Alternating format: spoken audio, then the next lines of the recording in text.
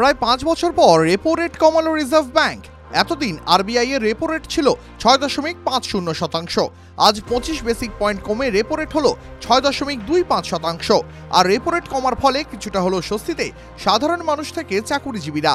যেসব মানুষের home loan বা গাড়ির লোন চলছে, কিছুটা সুরাহা হতে পারে তাদেরও।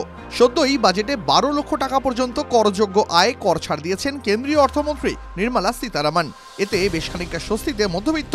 আর তারই এক সপ্তাহের মধ্যেই রেপো রেট কমালো ভারতের রিজার্ভ ব্যাংক। রেপো রেট কমে যাওয়ায় মধ্যবিত্ত বা চাকুরিজীবীদের এই স্বস্তি আরও অনেকটা বাড়ল। বিশেষজ্ঞরা মনে করছেন, রেপো রেট কমে যাওয়ায় পার্সোনাল লোন বা ক্রেডিট কার্ডের যে সুদের হার, সেখানেও কিছুটা পরিবর্তন আসবে। আর পার্সোনাল লোন বা ক্রেডিট কার্ডের সুদের হার কমলে সবচেয়ে বেশি সুবিধা হবে মধ্যবিত্তের। অনেক মানুষেরই নতুন ফোন বা ল্যাপটপ বা টিভি, ফ্রিজ কেনার ইচ্ছে থাকে, আর সেই শখ পূরণ করতে তারা ক্রেডিট কার্ডের কথা বা কনজিউমার ডিউরেবল লোনের কথাই ভাবেন। আর এই ধরনের লোনে সুদের হার বেশ চড়া হয়। রেপো রেট কমায় সুদের হার কমলে কমবে ইএমআইও, আর ইএমআই এর অঙ্ক কিছুটা কমলে মধ্যবিত্তর জন্য সেটা একটা বড় স্বস্তি। প্রসঙ্গত, যে হারে রিজার্ভ ব্যাংক অফ ইন্ডিয়া বাকি ব্যাংককে ঋণ দেয় তাকে রেপো রেট বলে, আর যে হারে রিজার্ভ ব্যাংক অন্য ব্যাংকের থেকে ঋণ নেয় তাকে রিভার্স রেপো রেট বলে। শেষবার 2020 মে মাসে রেপো রেট বৃদ্ধি করেছিল reserve bank of India.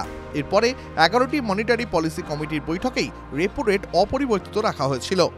টিভি9 Bangla digital.